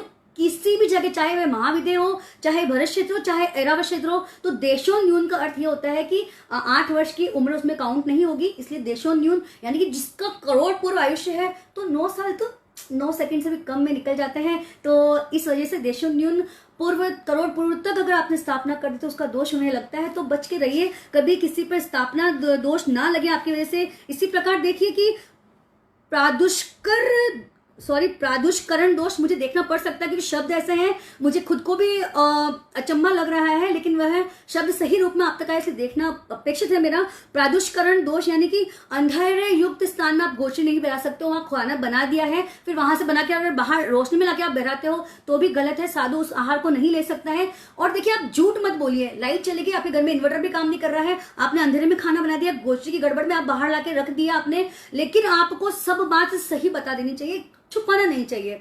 देखिए आपके छुपाने से हो सकता है अंधेरे में कोई बारीक जीव उसमें गिर गया हो, असाधना हो गई हो किसी जीव की, और आप वह लाके बहरा दे रहे हैं, तो संतों को भी असाधना का आप भागी बना दे रहे हैं। तो ये सब चीजों का आपको अवश्य पता होना चाहिए कि अंधकार जैसी जगह पर गृहस्थ अपने लिए बनाया हुआ आहार या बाहर लाके प्रकाश में लाकर बहराए नहीं, यह भी अशुद्ध दान के गिनती के अंदर आता है। और देखिए जहां अंधकार है वहां मुनि स्वतः चलकर अंधेरे में जाकर अंदर लेना भी नहीं कल्पता है। यह व्यवहारिक विवेक की बात है जो आप सबको अवश्य ही जाननी चाहिए। इसी प्रकार अब फास्ट चलूंगी मैं, थोड़ा फटाफट आप सुनते जाइएगा। कृत दोष यानी कि साधु के लिए बाहर से लाकर खरीद कर देना, वह कृत दोष होता है। कितनी बार लोग बाहर से लेके आते हैं और सोचते यह है कि चलो हम आइसक्रीम लेके जाते हैं, तो सोचते क्या है कि अगर मान लो आप साधु पधारेंगे तो उनको मेरा व्रत निपट जाएगा। जी मत सोचिए, आप फैमिली में भी तो खाते ही, फैमिली पैक लेके भी तो आते हैं, तो क्यों नहीं अपनी सोच को कन्वर्ट कर दे आप कि साधु के निमित्त बाहर से खरीद के लाना ही नहीं है। घर का भी जब नहीं बनाना है निमित्त, तो बाहर से खरीद कर लाने की बात आप सोच भी कैसे सकते हैं। इसी प्रकार देखिए सहज रूप में खरीदा हुआ चलता है।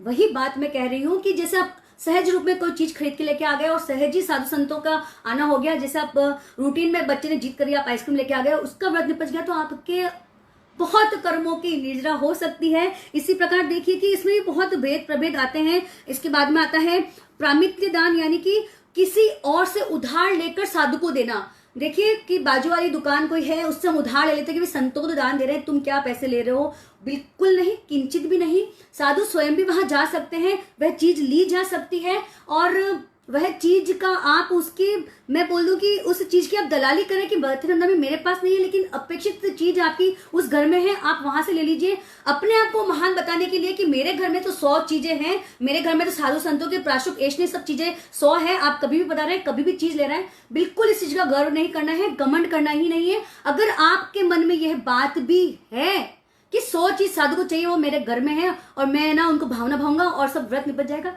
बहुत दोष से युक्त चीजें हैं। आपके घर में दीक्षा रही है, सहज चीज में आपके उपलब्ध है, तो आप उस पे है ना यह चीज की भावना भाए कि कब साधु संतों का योग होगा, कब यह चीज उनके अगर अपेक्षित है तो यह भावना में भाऊं। गर्व, घमंड, ये सब बातों से आप दूर हो जाइए। यह बातें हमको अनंत काल तक नीचे गतियों में ही लेके जाने वाली है। कितना मेरे मन में जब भी आप बोलते होंगे तो स्माइल वमाइल सब गायब हो जाती है। मुझे पता है कि ये सब चीजें चल रही है तो नहीं होनी चाहिए। इसी प्रकार अब आप बोलेंगे कि खरीद कर चीज नहीं देना, तो बहुत सारे लोग बोल सकते दवाई, फिर दवाई क्या है? ठीक है, अब यह बात समझिए कि दवाई जो चीज अगर साधु संत खरीद कर लाके दी जाती है, अपेक्षा भेद से वह चीज अलग हो गई, लेकिन उसका दंड प्रायश्चित साधु लेते ही हैं। और अगर आपने किसी साधु के निमित्त खरीद के वे चीज लाए तो उन्हें बोल दीजिए, मतलब ना हम ये चीज आपके लिए खरीद के लेके आए, हाँ मेरे घर पे तो ये चीज है, और बाजार जाकर आप फटाफट खरीद के लेके आ जाते हो, साधु संतों को बेरा देते, गलत। कृत कर्म का दोष क्यों लगाना है हमें, कृत दोष क्यों लगाना है हमें? तो देखिए बस यही बात है कि सब बात क्लियर रखिए, कुछ भी चीज छुपानी नहीं है। वह प्रायश्चित लेके शुद्ध हो जाएंगे और हमें भी बता देंगे कि आपको कैसे शुद्ध होना है। तो क्यों ना शुद्धता के साथ में ये सब चीजें की जाए। इसी प्रकार देखिए कि परिवर्त यानी कि संयति दान के लिए अपनी वस्तु को देकर किसी और से विनिमय करना, यानी कि हम डेरे में रहते हैं सेवा के अंदर रास्ते में, तो मेरा डेरा अच्छा लगे तो सामने वाले डेरे के यहाँ अगर गोचरी की व्यवस्था नहीं है आज, तो वहां से 10 चीज लाके अपने डेरे में इकट्ठा कर लेना कि मेरा डेरा अच्छा लगे। साथ में एक बात और बोलना चाहूंगी कि अगर आपकी जगह गोचरी नहीं है, अन्य जगह गोचरी है, तो वहां जाके खड़े ना रहे कि इन्होंने क्या क्या बनाया, ऐसे देखना क्या क्या बनाया, कल मैं भी ये बनाऊंगी। बिल्कुल नहीं, ये शोभा नहीं देता है। आपकी जितनी धृति है, या देखा तो एक नजर मार ली, वहां खड़े रह के एक एक चीज देखना क्या पात्र में ले रहे हैं, अशोभनीय बातें हैं, बिल्कुल हमें नहीं करनी चाहिए। और अगर हमने आज तक की तो खमत खामना कर लीजिए, प्रायश्चित ले लीजिए। बिल्कुल भी ये चीजें हमें शोभा नहीं देती है, शोभनीय ही नहीं है, हमें करना ही नहीं है। बस यही बात बताना चाहती हूँ। इसी प्रकार साधु को देने के लिए अभिहत, यानी कि उनको देने के लिए हम दूसरी जगह गए। जैसे मैं अगर औरंगाबाद रहती हूँ, मैं अगर दिल्ली गई, वहां से मैं कोई चीज यह सोच के लेके आऊं कि मेरे औरंगाबाद में चौमासा होगा, तो चलो मैं वो शक्कर आती है ना, बुरा शक्कर लेके चलूं। साधु का सोच के नहीं लाना है। बुरा शक्कर तो हम वैसे भी यूज में लेते हैं क्योंकि गर्मी में पेट में ठंडक करता है, तो थोड़ा आप ध्यान रखें इन सब बातों का। इसी प्रकार उद्भिन्न दोष यानी ऐसी चीजें जिनकी पैकिंग लाख से की जाती है, जिनकी पैकिंग चिपड़ी से की जाती है, पहले जमाने में की जाती थी, अब तो नहीं की जाती है। भगवान की दया से एयरटाइट डब्बे सबके घरों में हो गए हैं। लेकिन अगर फिर भी कोई चीज की शुद्धता औषधि रहे, लाख की उसकी अगर चीज रहे, तो वह साधु के लिए अल्पकल्पनीय रहती है। इसी प्रकार देखिए 27 इंच से चौड़ा अगर कोई दरवाजा रहा, उसको खोल के अगर आप कोई चीज बनाते हैं तो वह भी, उसका भी दोष आपको भी आता है, साधु को भी आता है। 27 इंच आप याद रखिए, यहाँ पे 27 इंच से बड़ा जो दरवाजा हम खोलते तो उसे आवाज आती है। तो हो सकता है कि नीचे छोटे छोटे जीव जंतु हो सकता है, कोई मकड़ी हो, उसकी हिंसा हो जाए, तो ऐसे यह नहीं कल्पता है, आप ये ध्यान रखें। इसी प्रकार देखिए माला प्रहित यानी कि मुनि को दान देने के लिए किसी निसंडी पे चढ़कर या फिर किसी ऊपर की चीज पे, देखिए कितनी बार बुक्स ऊपर रखी हो तो हम मचान पे 3-4 स्टेप्स पे चढ़कर ऊपर दे देते हैं। तो इसमें 3 बातें आती है कि जहां तक आप एड़ी ऊपर करके कोई चीज ले सकते हैं वह उर्व माला प्रहित, अधो माला प्रहित यानी नीचे भूमि भाग में यानी कि अंडरग्राउंड में कोई चीज पड़ी हो वह, और बहुत ऊंचे यानी तिर्यक माला प्रहित यानी कि बहुत ऊंचे। देखिए तिर्यक शब्द कहां से आया, जो तिर्यक ज्योतिषक देव रहते हैं वह कितने ऊंचे रहते हैं, तो हम शब्द समझ सकते हैं कि कैसे ये शब्द बनता है। तो बहुत ऊंचे कोई चीज पड़ी है तो हमें ऐसे साधु संतों को यह दोष नहीं लगाना, क्योंकि हम जब बहुत ऊंची चीज लेने जाते हैं तो कितनी बार क्या होता है कि हम नीचे सटक भी सकते हैं, हमारे हाथ पैर भी टूट सकते हैं, साथ ही हमारे नीचे गिरने से कोई बारीक कीड़ी वहां चल रही हो तो षटकाय जीवों की हिंसा हो सकती है। इसी प्रकार हमें बहुत अधिक बचना चाहिए कि माला प्रहित जो दोष है कि जो ऊपर चढ़ के दिया जाता है वह हमें देने की चेष्टा नहीं करनी चाहिए। सिर्फ एड़ी ऊपर करके कोई चीज हम ले सकते हैं तो उतना ही कोशिश करें, बहुत अधिक चढ़कर कोशिश ना करें। इसी प्रकार अब हम जानेंगे आच्छेद्य शब्द यानी इसका मतलब किसी दुर्बल व्यक्ति से खींचकर। हम बहुत बार ऐसा होता है कि कोई बच्चा कोई चीज होता है, नहीं रसगुल्ला मैं नहीं दूंगा, और गोच का टाइम होता है तो हम बच्चे से छीन कर क्या करते हैं, बेरा देते हैं। तो यह भी गलत चीज है, यानी कि किसी से छीन कर आप चीज ना दें। इससे क्या होता है कि देखिए अप्रीति होती है, कलह की संभावना होती है। और देखिए कि जब वह बच्चा प्रवचन में जाता है तो उसको वो बात रहती है, कल तो देखो मम्मी ने ना इनके लिए मेरे से छीन के दिया था, तो वह अच्छा नहीं लगता है। देखिए ये सब बातें छोटी छोटी है। इसी प्रकार देखिए कि अनिश्चित शब्द आता है, वस्तु के स्वामी के द्वारा दी गई वस्तु, यानी कि एक वस्तु के अनेक स्वामी हैं, तो ध्यान रखना चाहिए कि वह दोनों की, अगर आपके घर पे साधु संत गोष्ठी पधार रहे हैं, आप 2 भाइयों का परिवार है, तो एक ने ही गोष्ठी के लिए निमंत्रित किया है, लेकिन अगर दोनों ही भाइयों की सहमति हो, प्रिय वह बात लगे गोष्ठी की बात, तो ही साधु संत ले सकते हैं। अगर एक बहुत द्वेष रखता है और आपका बिजनेस एक ही है, तो साधु को सोचना पड़ता है, यह भी उसके लिए एक तरह से अकल्पनीय हो जाता है। इसी प्रकार देखिए कि अपने लिए पक रहे खाने, इसे बोलते हैं अद्यवंतर, यानी कि बीच में आधे के अंदर अपने लिए पक रहे खाने में एकदम से याद आता है कि आज तो ना शायद गोष्ठी हो सकती है, तो फिर उसमें और मिला देना, साधु संतों को याद करके मिला देना। अब देखिए मिश्र दोष में तो हमने प्रारंभ से मिलाया था और अद्यवंतर दोष में हम बीच में से मिलाते हैं, तो यह भी दोष, हम दोष के भागी बन जाते हैं। और देखिए विवेक बहुत अपेक्षित है, क्योंकि श्रावक के लिए एक ही तो चीज है यथा संविवाह व्रत, अगर हम उससे ही नहीं जानेंगे, उसकी ही हम प्ररूपणा या प्रॉपर विधि नहीं सीखेंगे, तो देखिए कैसे ये सब चीजें। समय बहुत कम बचा है और मेरा टॉपिक आज थोड़ा लेंदी ही होने वाला है। फटाफट एक एक शब्द के अंदर मैं बात बताना चाहूंगी। शंकित यानी कि जिसकी जो आपको कल्पना नहीं हो वह चीज साधु को देना, यानी कि जो कल्पनीय नहीं है साधु के लिए, उस चीज को साधु को भावना भाना, यह शंकित दोष होता है। इसके अंतर्गत देखिए कि शुद्ध का विवेक साधु खुद निर्णित करते हैं कि ये चीज बिना शंका रहित है, या इसका विवेक करने के पश्चात ही उन्हें ये चीज लेनी चाहिए। इसी प्रकार मृक्षित दोष, यानी कि देखिए हम जो चम्मच के द्वारा साधु संतों को बहराते हैं, कोई भी चीज जब हम बहराते हैं, वह बहराने से पहले अगर हमने उसको धोया है, यानी कि सचित चीज उस पर लगी हुई है, पानी की जो बूंदें होती चम्मच पे रह गई हो या भगोली में रह गई हो, तो उसे मिश्रित दोष बोलते हैं। ऐसा हमें नहीं करना चाहिए कि आने से जस्ट पहले फटाफट धो के कपड़े से पूछ के सचित है तो सचित बूंदे हैं, बिल्कुल नहीं करना चाहिए, इसे मिश्रित दोष कहना चाहिए। हमें थोड़ा विवेक रखना चाहिए इस बात को लेकर। देखिए इसी प्रकार निक्षिप्त होता है। निक्षिप्त यानी कि रखा हुआ, यानी कि अगर वह चीज जिस पर रखी हुई है उस पर अगर सचित चीज से वह टच कर रही है, कोई अलमारी है जिसमें वो चीज रखी हुई है लेकिन वो दीवार की टच करी हुई नहीं है, सचित चीज, कोई नीचे समझिए कि आंखा मूंग रह सकता है, आंखा जीरा रह सकता है, हम सफाई कर रहे हो, तो वह चीज भी हमें ध्यान रखना चाहिए कि जहां पे रखी हुई चीज है उससे सटकर कोई सचित चीज नहीं रहे। इसी प्रकार प्रीहित यानी कि दी जाने वाली, देखिए अब इसके अंतर्गत यह चीज आती है कि कितनी बार साधु संत जब गोष्ठी कर रहे होते हैं, बहुत सारे लोग जब एक साथ सेवा करने जाते हैं, ये बात मैं निक्षिप्त की बता रही हूँ, बहुत सारे साधु संत लोग जब सेवा में जाते हैं तो अपना अपना टिफिन लेके जाते हैं, भाई वहां जाएंगे और खाएंगे। एक बार देखिए क्या होता है कि एक बार बहुत सारे परिवार गोष्ठी के लिए भावना भाने गए और संत पधारे, तो कुछ ही 2-4 लोगों की ही गोष्ठी हुई, तभी ध्यान पड़ा पूरी दरी पर सचित ककड़ी का रायता पड़ा था। तो अब देखिए कि पूरे जितने लोग वहां थे उन सबको भी दोष लग गया, कोई भी गोष्ठी बहरा भी नहीं सके। तो देखिए थोड़ा विवेक की अपेक्षा है, ये निक्षिप्त के अंतर्गत आता है।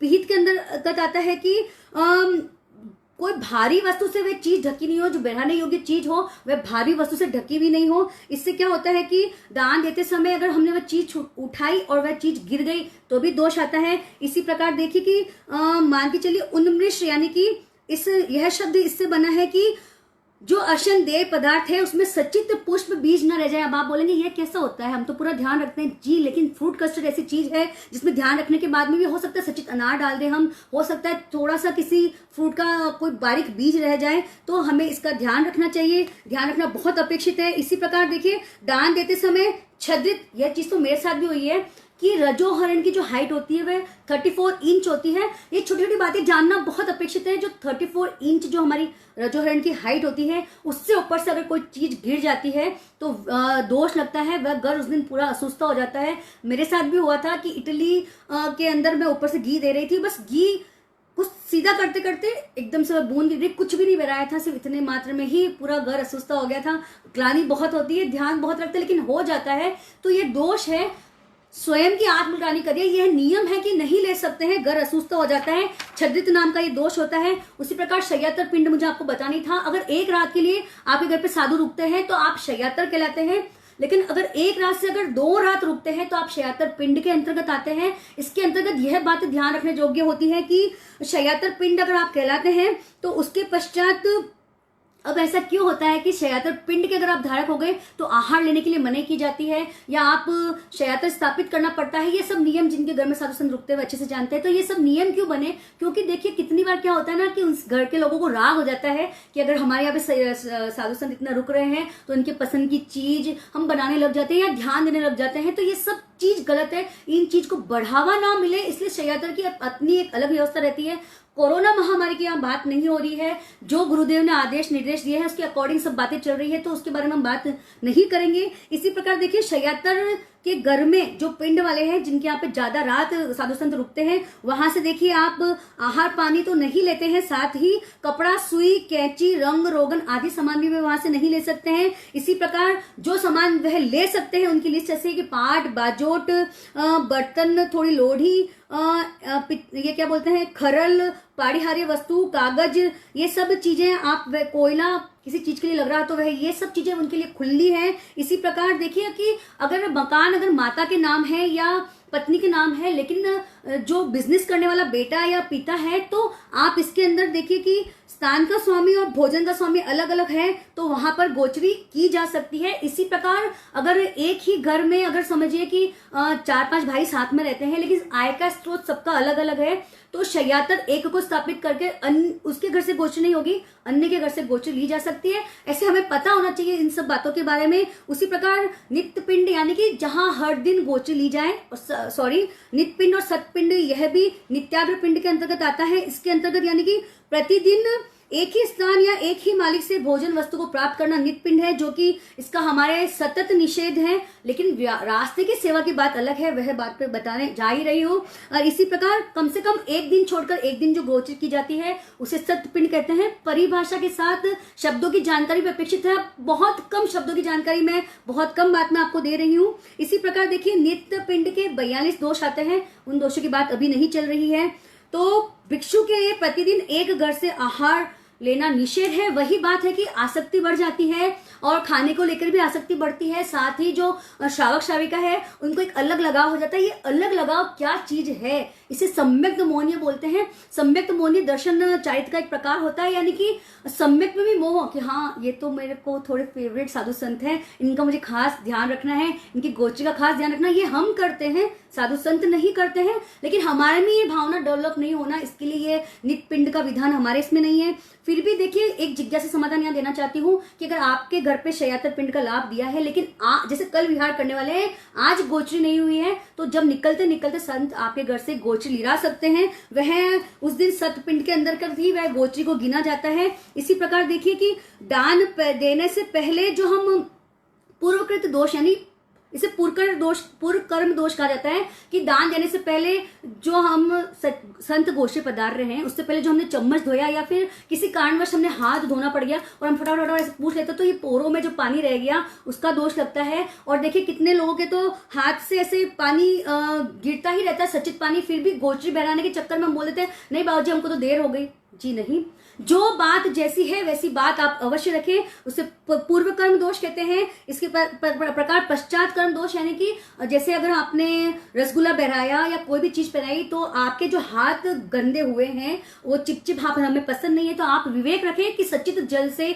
आप न धो, जो आपके घर में अचित पानी है उससे आप धो लें, ठीक है। नहीं तो फिर आप कुछ देर रुक जाएं, या फिर उसके बहुत अलग प्रकार की चीजें होती है कि अगर आपने सचित पानी का प्रयोग कर लिया तो वह दोष की गिनती में आ जाता है। पश्चात कर्म के दोष आप तो बन ही रहे हैं, लेकिन आपने संतों को निमित्त से वह हाथ धोया यानी कि गोचरी बहराने के बाद में यह हाथ धोया है, तो वहां कहीं ना कहीं वहां भी हम दोष के भागी बन जाते हैं। और कितने लोग तो ध्यान नहीं रखते, ऊंचाई से ही ऐसे हाथ धो लेते हैं। जी नहीं, हमें रजोहरण की ऊंचाई से यानी कि 34 इंच की ऊंचाई से ज्यादा ऊंचाई से हाथ भी नहीं धोना है, थोड़ा नीचे झुक के बैठ के हमारा हाथ धोना है अगर आपने गोची बहराई है, वह भी अचित पानी से। इसी प्रकार देखिए पश्चात कर्म हो गया कौन क्या चाहता है यह पूछकर कि बाबूजी आपको क्या पसंद है, आप क्या खाना पसंद करते हैं। बहुत लोग यह भी पूछ लेते हैं तो कि मिच्छक दोष यहाँ आता है।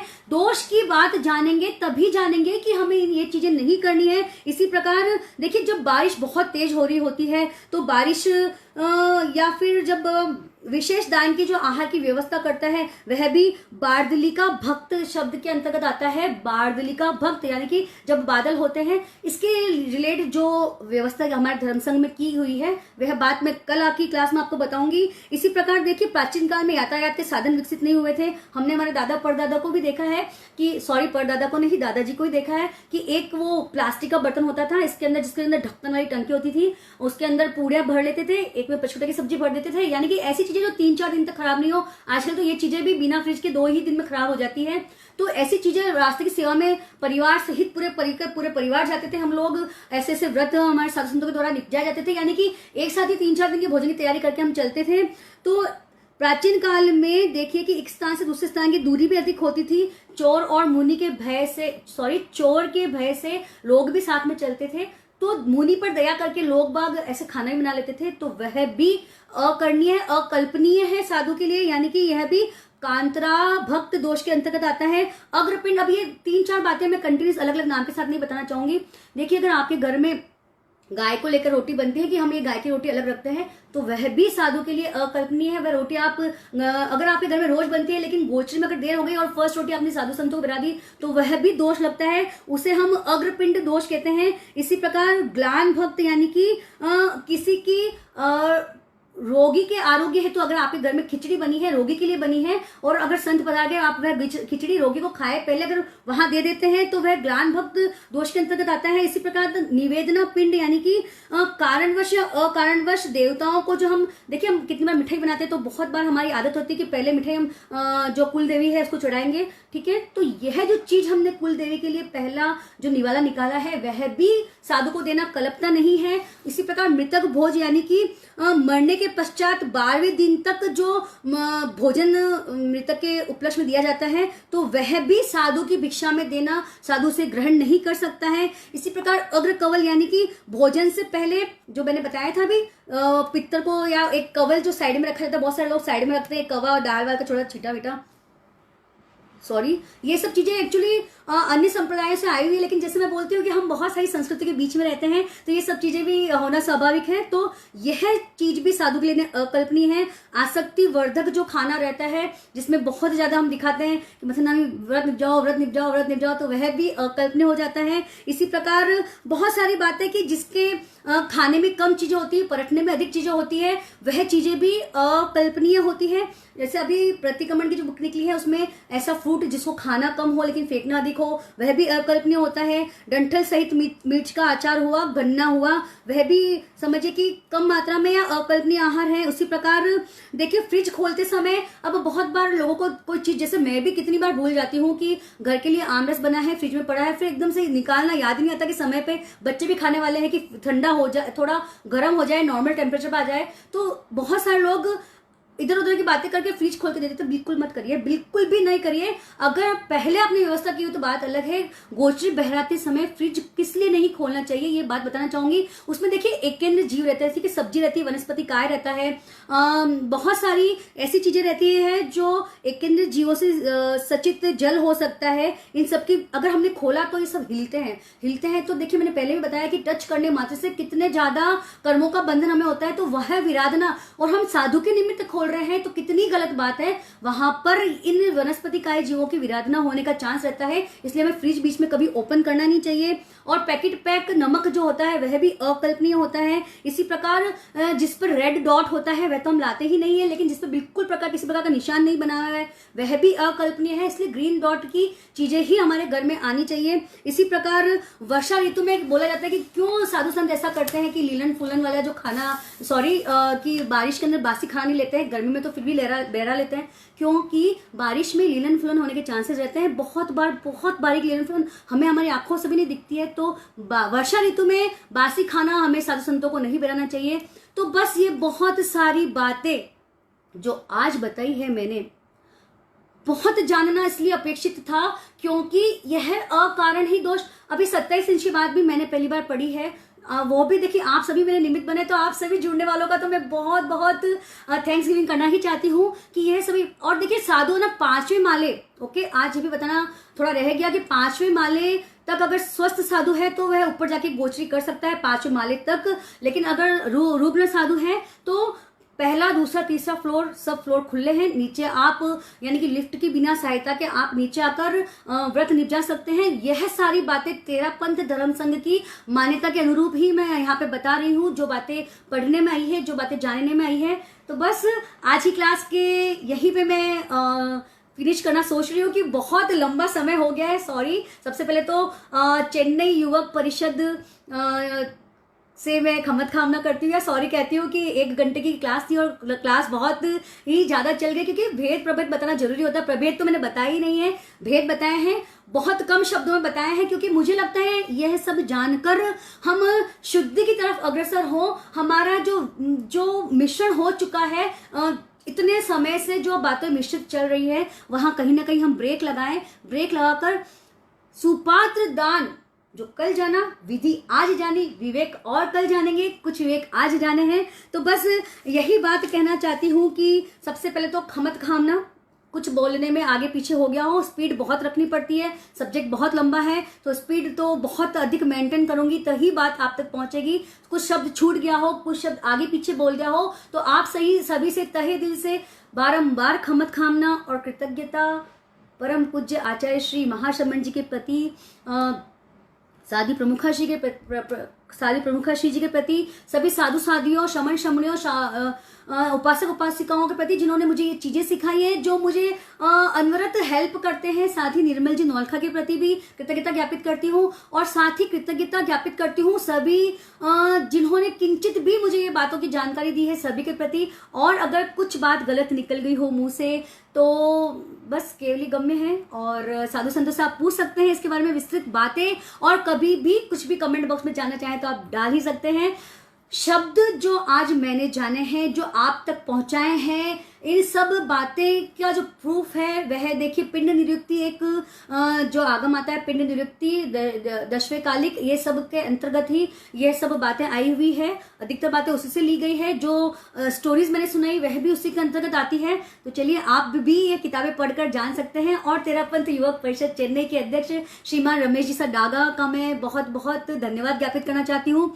साथ ही विशाल जी सुराना, और साथ ही अमर रहेगा पेज अमर रहेगा धर्म हमारा के एडमिन श्रीमान मनोज जी बैद, एवं धर्मचंद जी लुंकर जी जो कि संघ सेवक परिवार के एडमिन हैं, उन सभी का तहे दिल से शुक्रिया अदा करना चाहती हूँ। साथ ही एक बात और बोलना चाहती हूँ कि किताब पढ़ने की जो आदत मेरे में पड़ी, देखिए मेरे एक जिया जी है, दुबई रहते हैं, अमित जी बैद, वह सतत यही पूछते चेस्टा कौन सी किताब पढ़ रहे हो, चेस्टा कौन सी किताब पढ़ रहे हो। तो कंटिन्यूस किताब पढ़ने से यह चीजें हमें प्राप्त होती है, ये चीजों की जानकारी में प्राप्त होती है। साथ ही चेन्नई से बिलोंग करते हैं मेरे बड़े पापा श्रीमान मानमल जी मूथा, जो कि अभी दुबई रहते हैं, वह भी मुझे और उनके सुपुत्र श्रीमान ललित जी मूथा, वह भी मुझे मोटिवेट करते हैं धर्म संघ में या धर्म की बातों में आगे बढ़ने के लिए। साथ ही मेरी बड़ी मम्मी संतोष जी मूथा, आज कुछ नाम लेना चाहूंगी। साथ ही विमल जी सोनी का आज मैं स्पेशल नाम लेना चाहूंगी। देखिए राज में हम जाते हैं, गुरुदेव के हम दर्शन करते हैं, गुरुदेव के दर्शनों के अलावा साधु सदियों के दर्शन करते हैं, उनसे हमारा परिचय रहता है। लेकिन विमल जी सोनी एक ऐसे इंसान है कि बहिर्गमन में साधु साधियों का भी उनका इतना परिचय है, कभी भी कोई भी नाम ले लो, उनके साथ में रहने वाले सहवर्ती साधु साधियों के बारे में भी वे बहुत अच्छे से जानते हैं। ये देखिए यह एक रूपक होता है, उदाहरण होता है कि हम हमारे जीवन में कैसे बदलाव करें।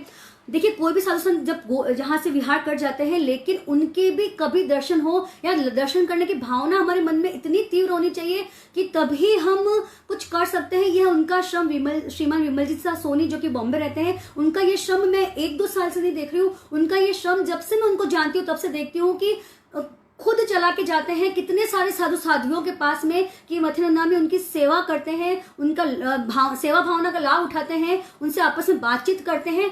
हमें भी अगर यह सब बातें ज्ञान ग्रहण करना है, या आपको लगता है कि आप यह सब चीजें इतनी कैसे जानते हैं, तो हमें यह आदत होनी चाहिए साधु साधुओं के पास जाने की, उनके पास बैठने की, उनसे हम समय प्राप्त करें, उस समय का उपयोग हम जानकारियां प्राप्त करने में लगाएं। तो बस यही बात कहना चाहती हूँ कि बस ये छोटी छोटी बातें हैं, लेकिन हम अप्लाई करेंगे तो हम बहुत कुछ चीजें जान पाएंगे। बहुत सारी चीजें आज की क्लासेस में जो मैं बता रही हूँ आप मुझे बताएंगे, क्योंकि ज्यादा समय, अब तो बहुत फास्ट फॉरवर्ड जमाना है मोबाइल का, तो आने वाले समय में यानी नेक्स्ट ईयर आप सब भी तैयार हो सकते हैं कि हम भी हमारी लाइव क्लास लेके आएंगे, हम भी बहुत अच्छी जानकारी रखते हैं सब्जेक्ट पे, तब मुझे बहुत अधिक प्रसन्नता होगी, बहुत अधिक खुशी होगी। और बस यही बातों के बारे में आप सभी को बताना चाहती हूँ कि हमत खामना, कृतज्ञता, और साथ ही जो भी मेरे फ्रेंड्स, फैमिली, आमेठ हो, ब्यावर हो, औरंगाबाद हो, अब तो चेन्नई हो, जो भी जुड़े हैं सभी का मैं सहृदय आभार व्यक्त करना चाहती हूँ, सहृदय कृतज्ञता ज्ञापित करना चाहती हूँ। जुड़े रहें, बने रहें, आपके श्रम को नमन। ओके, संदीप जी सामुदा हमेशा ये बात लिखते ही लिखते हैं। देखिए, श्रम कोई भी कर सकता है, लेकिन कार्यक्रम की सफलता आप सभी के जुड़े रहने से ही बनती है। तो अधिक से अधिक शेयर करें। कल की क्लास हम जानेंगे श्रावक के बारे में कि कौन सी चीज सुस्ती होती है, कौन सी चीज असुस्ती होती है, हमारा किस टाइप का हमारा विवेक होना चाहिए, बहुत सारी बातों से सराबोर। और कल की बात तो हमारे पे ही है, आज की बात तो फिर भी मैं बोल सकती हूँ सैद्धांतिक थी, कल की बात व्यवहारिक ज्ञान के बारे में आएगी। तो बहुत सारी जानकारियों से परिपूर्ण कल की हमारी क्लास रहने वाली है। तो चलिए मिलते हैं कल रात को 9 बजे, स्थान यही तेरापंथ युवक परिषद चेन्नई फेसबुक पेज पर, रात्रि 9 बजे हम अवश्य ही मिलेंगे। आप प्रोग्राम को अधिक से अधिक शेयर करते रहें। कार्यक्रम में आप तो सहभागी बन ही रहे हैं, अपने अपनों को भी सहभागी बनाते रहें, ताकि तात्विक और आगमिक जानकारी उन तक भी पहुंचे। और इसी आशा और विश्वास के साथ में सादर जय जिनेन्द्र, ओम अरहम।